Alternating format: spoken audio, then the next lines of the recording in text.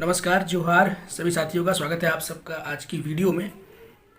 बात करने वाले हैं आज हम लोग 45 डेज स्ट्रेटजी के ऊपर। ठीक है कि अगले 45 दिन में एक फ्रेशर्स की क्या स्ट्रेटजी होनी चाहिए। ठीक है, साथ ही साथ बुक लिस्ट क्या इंपॉर्टेंट है अभी के टाइम पे, कौन सी किताबें हैं जिनको आपको अभी पढ़नी चाहिए और कौन सी किताबें ऐसी हैं जिनको अभी लास्ट टाइम पे आपको इग्नोर करना चाहिए।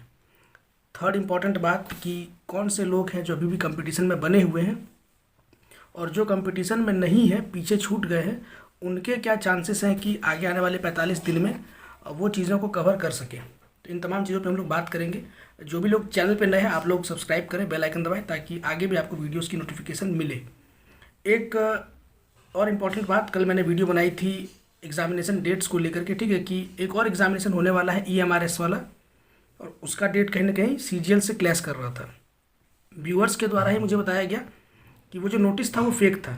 ठीक है, अब पता नहीं ऐसे कौन से लोग हैं जो इस तरह का नोटिस प्रोपेल करते हैं, सर्कुलेट करते हैं। उन पर कार्रवाई डेफिनेटली सरकार को करनी चाहिए कि किसी के नाम को यूज़ करके, और आप उस नोटिस को देखेंगे कहीं से भी वो फेक नहीं लग रहा था। ठीक है, खैर मैंने उस वीडियो को डिलीट कर दिया है। आप लोग जो डेट आपको दिया गया था उसी को मान करके बहुत अच्छे तरीके से आप लोग प्रिपरेशन करेंगे। ठीक है, अब बात करते हैं हम लोग सबसे पहले तो क्या स्ट्रेटजी होनी चाहिए। ठीक है, देखिए आगे 45 दिन आपके पास है और अभी भी ये 45 डेज़ कम नहीं है। ठीक है, बहुत सारे स्टूडेंट ऐसे हैं जो लगातार मैसेज करते हैं और बोल रहे हैं कि पढ़ाई नहीं हो पा रही है।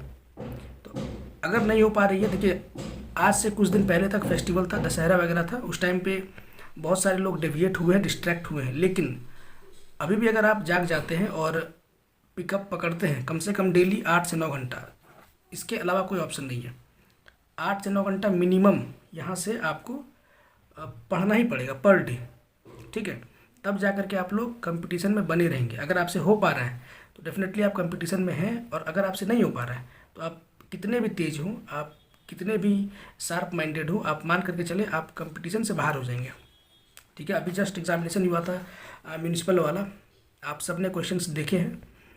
खोरठा में या लैंग्वेज की बात करें, क्वेश्चंस बहुत आसान पूछे गए हैं। तो कहीं ना कहीं एक इंडिकेशन ये मिल रहा है कि पेपर थर्ड आपका डिसाइडिंग फैक्टर होने वाला है। लेकिन मैं अपने तरफ से आपको ये भी बोलूँगा कि CGL में आप लोग लैंग्वेज पेपर को भी इतना फॉर ग्रांटेड लेके ना चले कि इतना ईजी पेपर आएगा। ठीक है, थोड़ा सा उसको टफ किया जाएगा CGL में, लेकिन फिर भी वो डुएबल होगा। आराम से वहाँ पे आप लोग 90+ स्कोर कर सकते हैं, जैसा मुझे फील हो रहा है। ठीक है, लैंग्वेज में। इसलिए पेपर थर्ड पे ज़्यादा फोकस करना है आने वाले 45 डेज़ में। आपको पेपर थर्ड के लिए जो भी रणनीति आपको सही लगती है अपने स्तर पर बनाइए। पहले आप कितना पढ़े हैं, पहले आपने कितनी मेहनत की है, ठीक है, उससे आपको डेफिनेटली हेल्प मिलेगा। लेकिन आगे आने वाले 45 दिन में अगर आपने कमर नहीं कसी, मैं फिर से रिपीट कर रहा हूँ, आप कितने भी ब्रिलियंट हो आप रेस से बाहर हो जाएंगे। इस बात का बहुत ध्यान रखिएगा। ठीक है, जो भी लोग बोलते हैं कि अब पढ़ाई नहीं हो पा रही है, तो कहीं ना कहीं आपको पहले से ही इंडिकेशन मिल रहा है कि आप रेस से बाहर हो गए हैं। इस बात का ध्यान रखिएगा। और अब भी आपको पढ़ाई में मन ना लगे तो आप छोड़ ही दीजिए तैयारी। ठीक है, बेहतर है कि आप किसी और एग्जामिनेशन की तैयारी करें। अभी LDC की वैकेंसी आ गई है, बिहार में वैकेंसीज़ है। तो अपने आप से फॉल्स कमिटमेंट मत करिए, अपने पोटेंशियल को देखिए, अपनी कैपेबिलिटी को पहचानिए और जो आपसे हो सकता है वैसा ही टारगेट सेट करिए। ठीक है, बेवजह आस में नहीं रहना है। नेक्स्ट इंपॉर्टेंट बात बुक लिस्ट को लेकर के है। तो बुक लिस्ट में पहले झारखंड की बात करते हैं। कोई सी भी एक किताब, और अभी के टाइम पे 45 डेज जो बचे हैं आपके पास, जिनको नोट्स बनाकर पढ़ने का आदत है उनके लिए बेस्ट है कि आप अपने नोट्स को ही बार बार देखिए। उसके अलावा आपको कोई और किताब देखने की आवश्यकता फ़िलहाल अंत के 45 डेज़ में नहीं है। और जिनको नोट्स बना के पढ़ने की आदत नहीं है, आपने किताबों में अंडरलाइन वगैरह किया होगा, उन्हीं पॉइंट्स को बार बार देखिए। लेकिन एक ही किताब देखिए, चाहे आप उड़ान देखें, चाहे मैं हूँ झारखंड या फिर एग्ज़ाम फाइटर्स, आपको जो देखना है देखिए, लेकिन एक किताब को आप फॉलो करिए। उसको स्विच नहीं करना है अलग अलग किताबों में। वैसे बेस्ट रहेगा अपने नोट्स को बार बार देखते रहिए, क्योंकि काफ़ी लंबे समय से आप लोग प्रिपरेशन कर रहे हैं। झारखंड के लिए भी आपने काफ़ी अच्छे खासे नोट्स प्रिपेयर कर लिए होंगे। ठीक है, झारखंड की बात हो गई। बाकी कोशिश करना है कि पर डे अगर हो सके तो हर एक दिन पेपर थर्ड में कम से कम एक सेट आपको सॉल्व करना है। अभी से स्टार्ट कर दीजिए, बहुत ही ज़्यादा क्रूशियल रहने वाला है। अब वो सेट किसी भी किताब का हो, किसी भी इंस्टीट्यूट का हो मतलब नहीं है, आप सॉल्व करिए। और जितने क्वेश्चन आप सही करते हैं बहुत अच्छी बात है, जो नहीं सही होता है उसका देखिए, उसका रिव्यू देखिए, उसका सॉल्यूशन देखिए।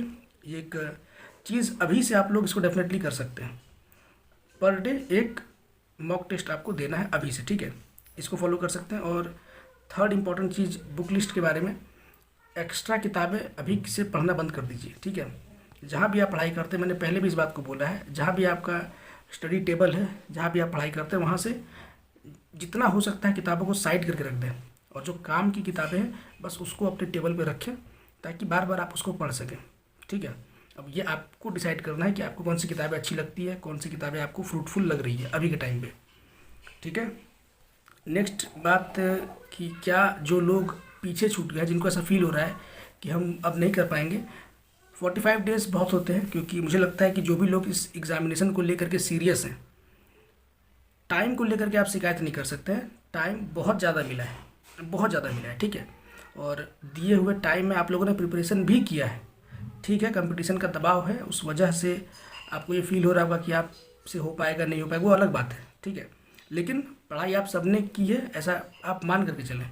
और आगे आने वाली 45 डेज़ में जिन लोगों ने भी सीरियसली इस एग्ज़ामिनेशन को लिया, आप डेफिनेटली कंपटीशन में आ सकते हैं। बस एक ही चीज़ है कि आपको पर डे अब 8 से 9 घंटा का समय खुद के लिए निकालना होगा, अदरवाइज़ बहुत मुश्किल है, ठीक है।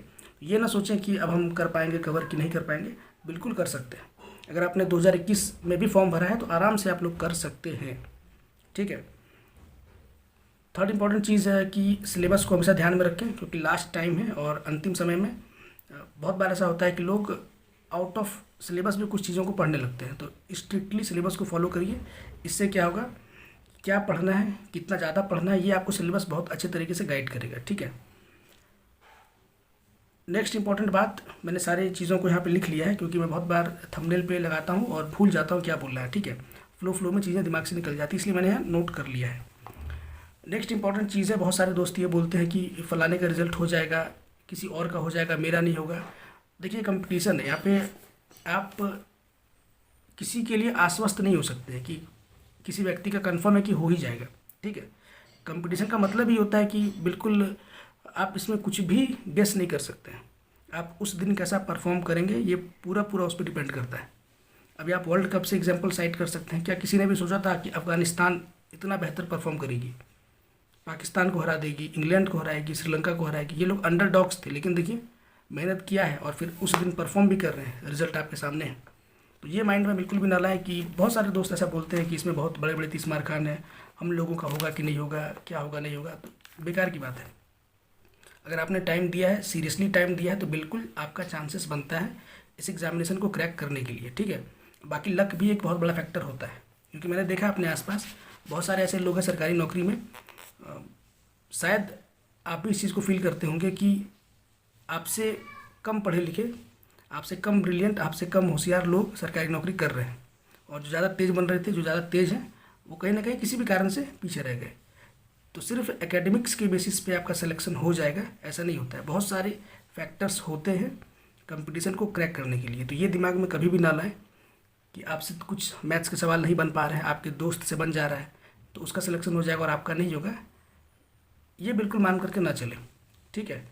बहुत सारे फैक्टर्स होते हैं, बस आप टाइम दीजिए और ईमानदारी से दीजिए। अगर आप अपने एफर्ट में ईमानदार हैं तो रिज़ल्ट भी आपको उसी बेसिस पे मिलेगा, ठीक है। पढ़ाई के साथ साथ और भी बहुत सारी चीज़ें आपको ध्यान में रखनी है। ये कहने की बातें होती है, लोग इसको इग्नोर ही करते हैं, खुद मैं भी नहीं कर पाता हूँ। जैसे कि मेडिटेशन, सुबह उठना, ठीक है, थोड़ा बहुत एक्सरसाइज वगैरह करिए, इन सब चीज़ों का बहुत प्रभाव पड़ता है, आप माने या ना माने, ठीक है। अगर हो सके तो फॉलो करिएगा, डेफिनेटली आपको यहाँ से भी हेल्प मिलेगा, आप इसको फील कर सकेंगे, ठीक है। और भी कुछ इंपॉर्टेंट होगा बताने लायक तो मैं डेफिनेटली चैनल के थ्रू आपको बताऊंगा। कुछ मैथ्स के क्वेश्चन मैंने जमा किए हैं, ठीक है, और मैं आपके साथ शेयर करूंगा। जिनका मैथ्स वीक है आप लोग ज़रूर उस वीडियो को देखिएगा, हो सकता है कि वहाँ से आपको कुछ हेल्प मिल जाए। एडवांस मैथ्स के कुछ क्वेश्चन मैं यूट्यूब पे शेयर करूँगा। तो जो भी लोग नए हैं आप लोग सब्सक्राइब जरूर करेंगे, बेल आइकन दबाएंगे, ताकि आगे भी आपको नोटिफिकेशन मिले और जो भी मैं कंटेंट डालूँ रिलेटेड टू एनी एग्जामिनेशन वो आप तक पहुँचे, ठीक है। तो चैनल के टच में आप लोग ज़रूर रहेंगे। बाकी आप लोग कमेंट करके बताएंगे कि आपका अभी मोटिवेशन लेवल क्या है, आपका कॉन्फिडेंस कैसा है इस एग्जामिनेशन को लेकर के, तैयारी आपकी कैसी है, आप लोग कमेंट करके ज़रूर इन्फॉर्म करेंगे। मिलते हैं किसी और वीडियो में, तब तक के लिए टेक केयर, गुड बाय।